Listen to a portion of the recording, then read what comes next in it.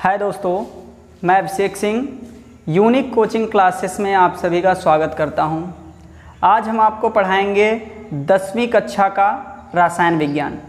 जो पहला चैप्टर है 10वीं कक्षा के रसायन विज्ञान का, वह हमारा है रासायनिक अभिक्रियाएं एवं समीकरण। रासायनिक अभिक्रियाएं एवं समीकरण, इसके बारे में हम चर्चा करेंगे। पहला चैप्टर है हमारा 10वीं क्लास का।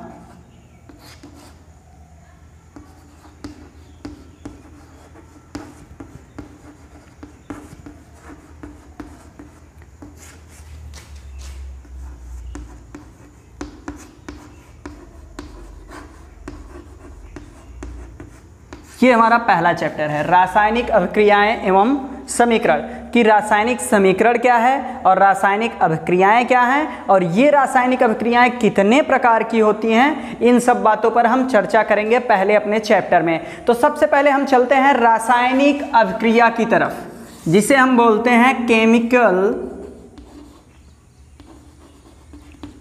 रिएक्शन।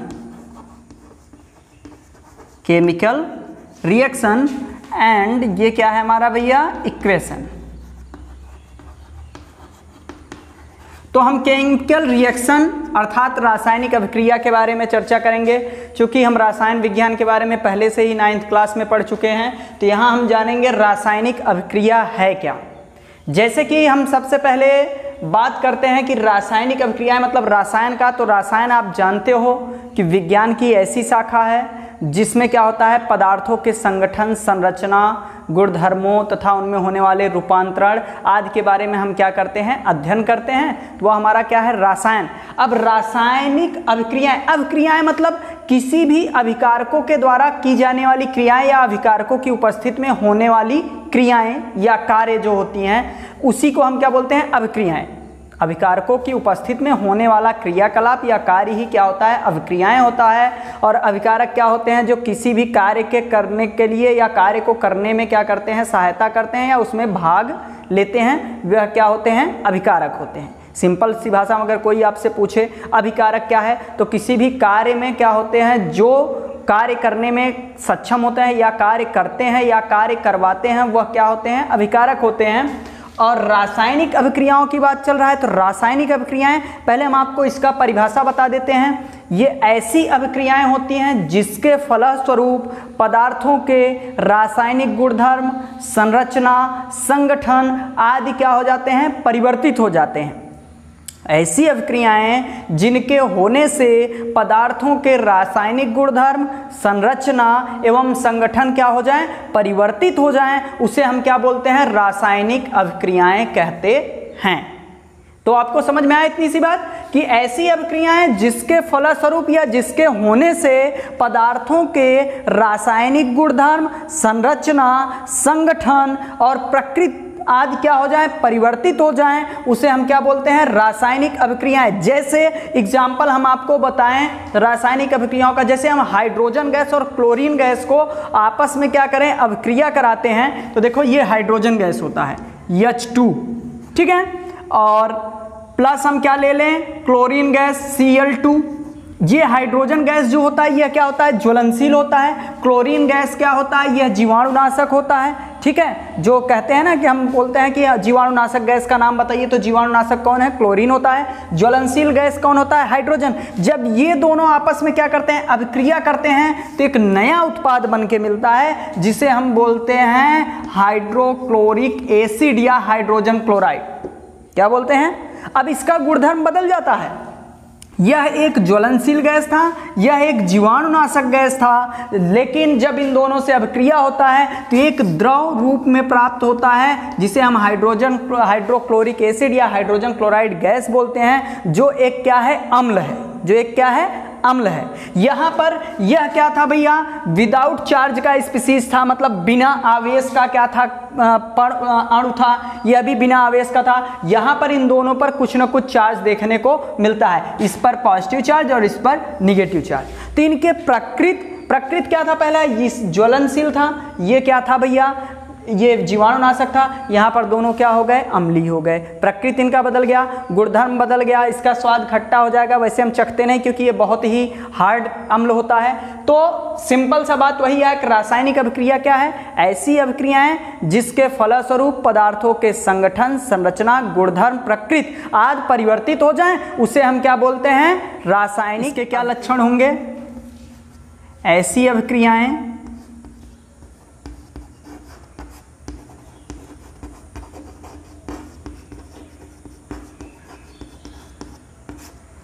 जिनके होने से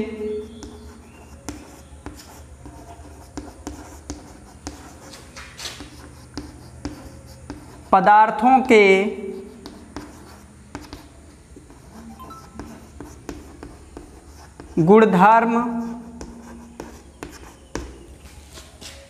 संरचना, संगठन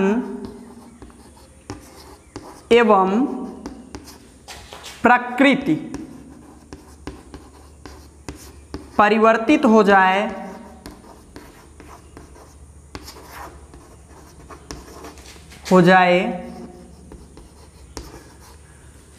उसे रासायनिक अभिक्रिया कहते हैं।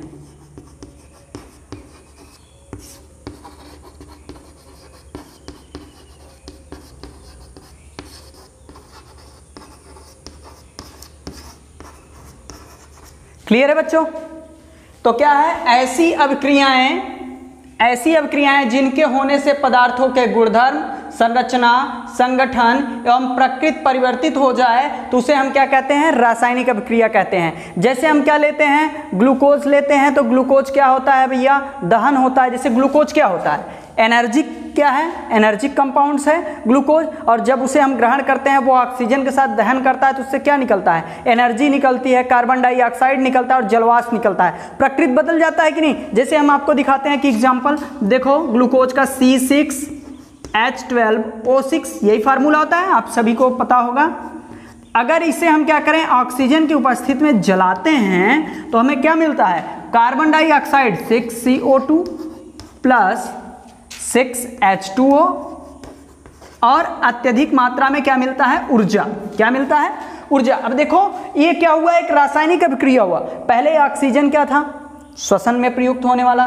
ग्लूकोज क्या है, एनर्जिक कंपाउंड है, एनर्जिक यौगिक है जो हमें एनर्जी देता है। तो कैसे देता है, जब इनमें अभिक्रियाएं होती हैं तो इनके गुणधर्म बदल गए। यहाँ पर ये सब क्या थे भैया, गुणधर्म क्या बदला, ये कार्बन डाइऑक्साइड हो गया, एक विषैली गैस है जो हमें श्वास लेने पर क्या करता है, परेशान करता है। ये जल में कन्वर्ट हो गया, इसमें जल कहीं नहीं था, नया कंपाउंड मिला हमें। देख रहे हो, गुणधर्म बदल गया, संरचना बदला कि नहीं, पहले इसका संरचना कुछ और था, CO2 H2O और एनर्जी, स्ट्रक्चर बदल गया। संगठन भी बदल गए, यहाँ कार्बन हाइड्रोजन ऑक्सीजन सब साथ में थे, यहाँ कार्बन ऑक्सीजन हाइड्रोजन ऑक्सीजन मिल गए, संगठन भी बदल गया, प्रकृति भी बदल गई।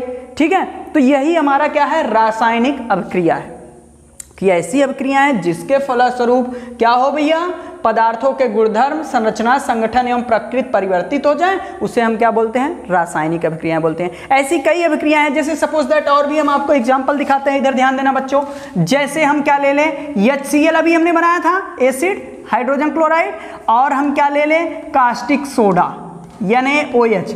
इन्हें अगर आपस में हम मिलाते हैं ना, तो इनमें जब अभिक्रिया होती है तो ये बन क्या जाता है, NaCl प्लस H2O। अब देखो यहाँ पर यह क्या था, एक अम्ल था, इसका गुण क्या था, अम्ल था। यह एक क्या था, क्षार था। यह एक क्या था, क्षार था। जब इन दोनों से अभिक्रिया हुआ तो इसका गुणधर्म बदला, तो ये क्या मिला, लवण मिल गया, और एक ये क्या मिल गया, उदासीन कंपाउंड।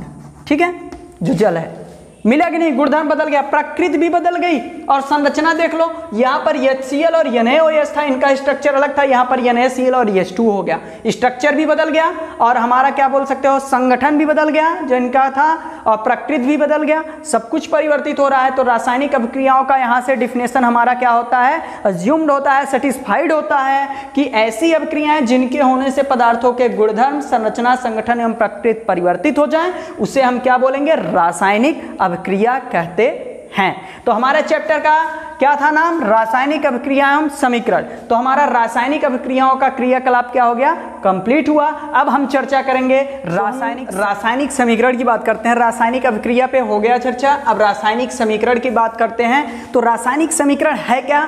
थोड़ा ध्यान देना, कुछ है नहीं रासायनिक समीकरण में, बस इसका डिफिनेशन ज़्यादातर हाई स्कूल के एग्जाम में पूछता है आप लोगों से कि रासायनिक समीकरण किसे कहते हैं और इसका एग्जाम्पल दीजिए, यही पूछता है। तो हम सिंपल सा कह सकते हैं कि रासायनिक समीकरण है क्या, एक लिखने की शैली है। तो इसे किस तरीके से हम बताएंगे ये आपको हम बताते हैं। हम लिखेंगे भैया, ध्यान देना कि किसी भी रासायनिक अभिक्रिया में, बच्चों ध्यान से सुनना, किसी भी रासायनिक अभिक्रिया में प्रयुक्त होने वाले अभिकारकों एवं निर्मित होने वाले उत्पादों को उनके संकेतों के द्वारा बीजगणितीय समीकरण के अनुसार व्यक्त करना ही रासायनिक समीकरण कहलाता है। समझ में आया बात? एक बार दोबारा सुन लो कि किसी भी रासायनिक अभिक्रिया में प्रयुक्त होने वाले अभिकारकों एवं निर्मित होने वाले उत्पादों को उनके संकेतों के द्वारा बीजगणितीय समीकरण के अनुसार व्यक्त करना ही रासायनिक समीकरण कहलाता है। तो हम लिख देते हैं यहां पर, किसी भी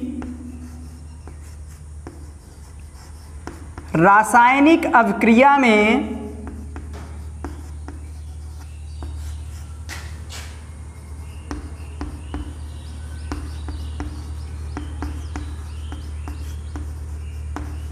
प्रयुक्त अभिकार को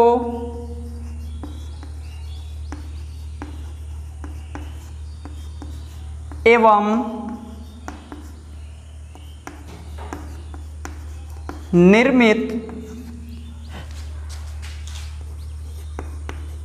होने वाले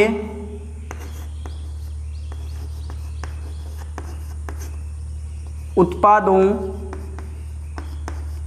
को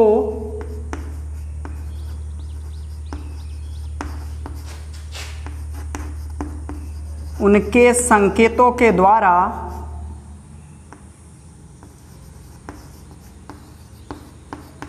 बीजगणितीय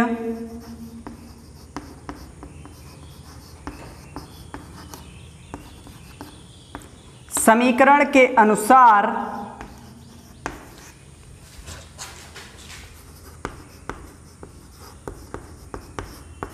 व्यक्त करना ही रासायनिक समीकरण कहलाता है।